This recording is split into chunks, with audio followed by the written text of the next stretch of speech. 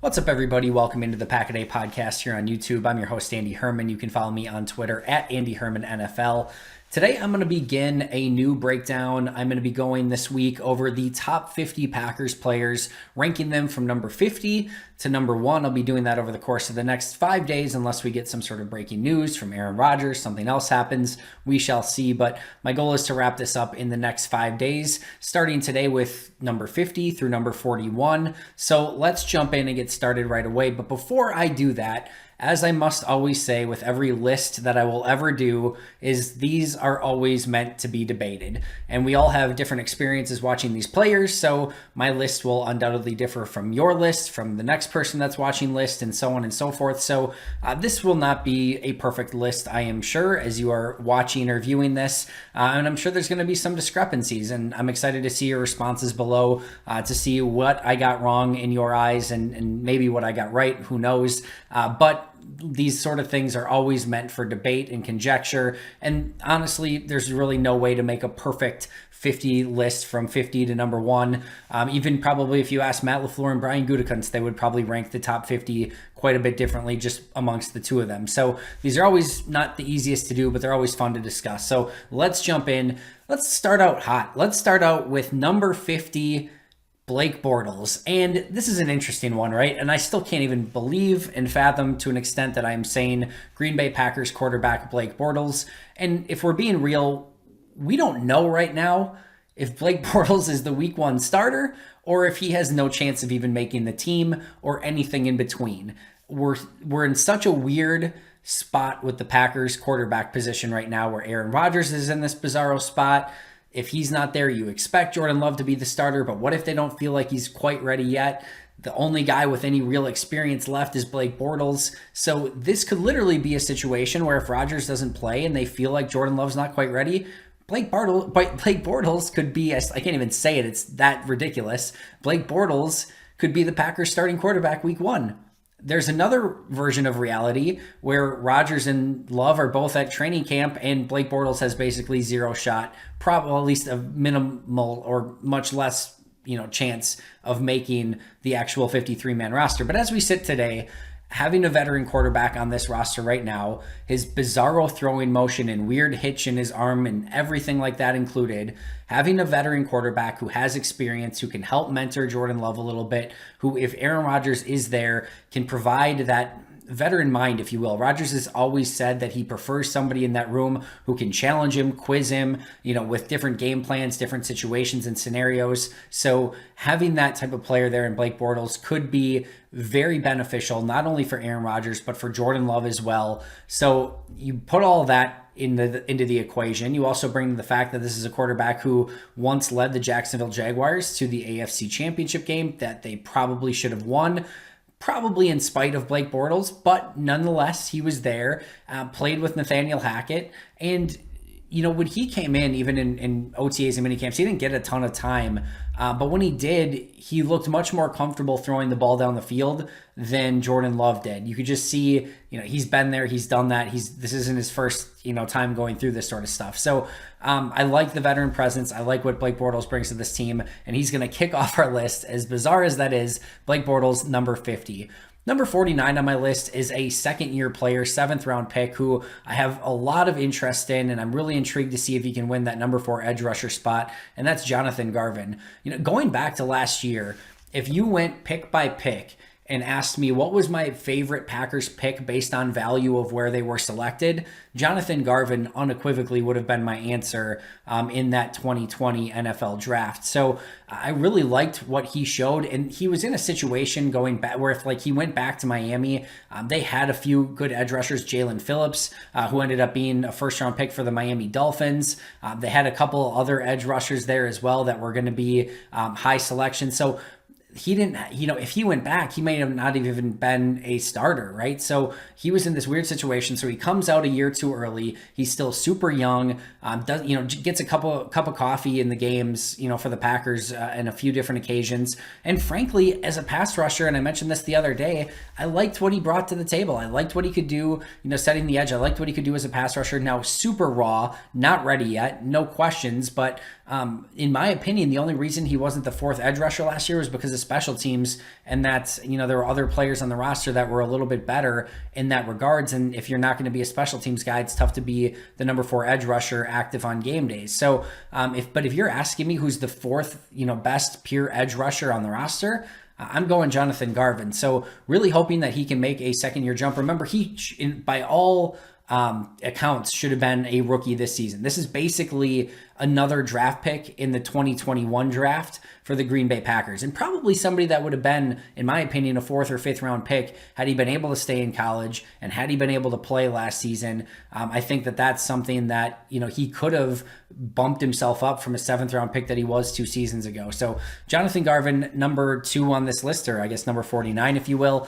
And again, I'm really excited to see what he can do this upcoming season. Number 48, not all that different, and that's Vernon Scott, second-year player, safety. When I watched him, I saw a player that has the ability to play some safety. He can play in the box, kind of be that hybrid safety linebacker. Now, in OTAs and mini camps, I'm going to be honest, I didn't get a good chance to see if he ever played there, but I was kind of expecting him to take that Raven Green role, or at least have an opportunity to do it. It seemed that they were more interested in putting Adrian Amos in the box with Will Redmond as the safety next to Darnell Savage in those situations.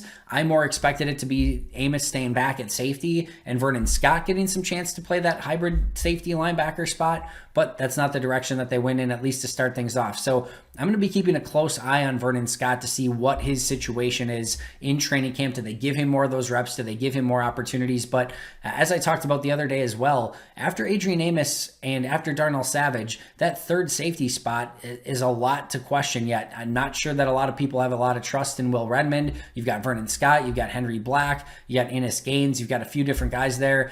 But I think right now, Vernon Scott, he has an opportunity to grab the bull by the horns and take that spot. And again, another player I'm excited to see if he can do that this upcoming training camp. Number 47 is my guy, and of course that's Kabion Ento. Really looks the part. Again, former wide receiver turned cornerback. I've talked about Ento enough already, so I'm not going to go into too much detail here, but I think, probably would have been was a practice squad guy in his rookie year, or he was on IR. I always forget. And then last year, would have made the roster, did make the roster, but then they had to put him on IR for the entirety of the season. Again, looks like a NFL corner, looks the part, plays the part in practice. And then, of course, he's the number 1 gunner on special teams as well. So, or at least he's in the number 1 group with Malik Taylor. So this is a player that has every opportunity to make this roster. The cornerback group is incredibly stacked in at least in depth, right? I think it's Jair Alexander and then question marks after that. But a lot of talent, a lot of intriguing players, and we're going to see how Kabion Ento, getting ahead of myself here, stacks up this upcoming offseason and in training camp. Speaking of Hill, my next one on my list is Kylin Hill. And again, go back and listen to my review of Kylin Hill when I did his tape breakdown. Incredibly excited, probably overexcited about Kylin Hill. I do think he wins the number 3 running back spot this offseason. And I think if he gets the opportunity to play, he can be somebody that gives this Packers team good minutes out on the field, or good snaps out on the field. And when I think back, remember when James Starks was a 6th round pick and they kind of got him late in the season coming back from some injuries? I think Kylin Hill can be better than what James Starks was, that season late in the year. If Kylin Hill's needed and it's a, break glass in case of emergency, I think they've got a really interesting option that can come in, good pass catcher, better than advertised pass protector, of course can run between the tackles, can run outside, not going to be a major pile mover, in short yardage, but that's what A.J. Dillon's for. So again, another player I'm excited to see this offseason. Number 45 is a player that I think has gotten lost in the shuffle a little bit this offseason. That's Dominique Dafney, who came out of absolutely nowhere last season and looked like a legitimate 53-man roster player when given his opportunity, and a player that can play some H-back, can play some fullback, can play some tight end.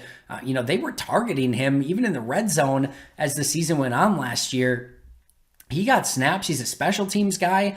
He's just kind of a do it all. And, hindsight's always 20/20, right? But you wonder if they knew they could get a Dominique Dafney like this doing all these things, they probably didn't need to spend a 3rd round pick on Josiah DeGuara. Whether they should have in the first place is another conversation for another day. But getting this sort of guy is just this undrafted player out of nowhere, and Dominique Dafney was a really good find by Brian Gutekunst. And how big of an impact he can make on a team will remain to be seen, but this is not a player that, in my opinion, was out of place or didn't look the part. Like, he looked like he could be an H-back in the league for 3, 5, 6 years. Like, that legitimately looked like a thing. So we'll see how he kind of gets shuffled in with Josiah DeGuara coming back. They got Jay Sternberger, Mercedes Lewis, Robert Tonyan.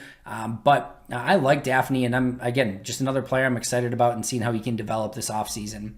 Number 44 on the list is Equanimeous St. Brown. And St. Brown's at a really interesting point in his career where I feel like this is sort of make or break this offseason for EQ. I've mentioned this multiple times. I feel like there may only be one spot for Devin Funchess in EQ, pending injuries and things like that. But EQ is good after the catch. He's okay at getting open, still needs to be more crisp on his routes. He has potential, but this is now the place and the time where that potential, like, you're in your 4th year now. Like, this, it's time, right? And for all we've talked about MVS and his struggles and kind of in the same sort of situations at times, MVS has shown when given the opportunity that he can perform at a high level. Now it's just putting it together consistently.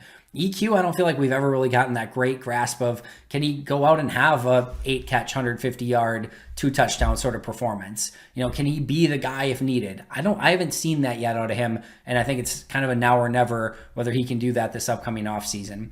Number 43, a lot of projection here, but it's Shamar Jean-Charles, a player that I think has it, as I mentioned in my film breakdown. I think he's probably a special teams guy this year, but he's just one of those players, if he ends up playing in the slot at some point this season, I have kind of faith in him that he's going to be able to get the job done. Now, making the transition from college to the NFL is never easy, especially for a corner. He's going to go through some growing pains. There are some things that he needs to clean up in his game, but he is just a player that figures it out. At every level up to this point, he's figured it out. He's not the quickest, he's not the fastest, he's not the strongest, he's not the anyest, but he's just finds the ball, makes plays, and gets in between the quarterback and the wide receiver and consistently breaks up passes. And what I saw in minicamp and OTA was the exact same thing. Player who is savvy at finding ways to break up passes. And at corner, that's all you can ask for. Again, another player I'm excited about, and I think can, if needed, again, sort of break glass in case of emergency sort of thing, I think could come in and give Green Bay solid snaps this upcoming year. Number 42, again, another projection here, TJ Slayton, another player that I was super excited about in my film breakdowns.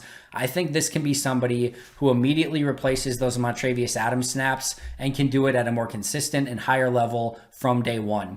He is strong and stout at the point of attack. He has an arm over move. He can get inside from time to time. He can bull rush. The only thing that I had questions on when I broke down his tape was whether or not he could hold up against double teams consistently. And as a nose tackle, that's something that he's going to have to learn in the NFL. He is a big dude. He is physical. He is athletic. I'm pumped about TJ Slayton, and I do believe that he has the ability to make an impact even this upcoming season. And last but not least for today, number 41, one of the darlings of the offseason so far, and that's Ben Braden. And again, if the offensive line coach, if Adam Stenavich is bold enough to say not only that he has the opportunity to compete for a spot, but that he has the opportunity to compete as a starter and could be a starter, I am very intrigued, and I am very interested, and I am all ears, and I'm ready to watch more of Ben Braden. Add in the fact that we saw him at tackle, we saw him at guard, somebody that I liked coming out of college, very athletic, just needed to put everything together, needed to put on some strength, some functional strength in the weight room. And by all accounts, he's done all of that, and he has now put himself in a position to not only make the roster, but compete for a starting spot. Again, one of the darlings of the offseason so far. I'm excited to see just how well he competes when he gets those opportunities. Preseason's going to be big for him. But if Adam Stenavich is right, we're looking at a player who's not competing for a roster spot. That seems to be done and final, that he's making this team. Now it's just how high can he get on the depth chart, and that's going to be one of the stories of this upcoming training camp. So number 50, Blake Bortles, 49, Jonathan Garvin, 48, Vernon Scott, 47, Kabion Ento, 46, Kylin Hill, 45, Dominique Dafney, 44, EQ, 43, Shamar Jean-Charles, 42, TJ Slayton, and 41, Ben Braden. I'll be right back here tomorrow with picks or numbers 40 through 31. Make sure to subscribe if you haven't already. Make sure to check out Eli and Janelle on today's audio version of the podcast. That does it for me. Thanks for listening. I always appreciate it. But until next time, and as always, go Pack Go.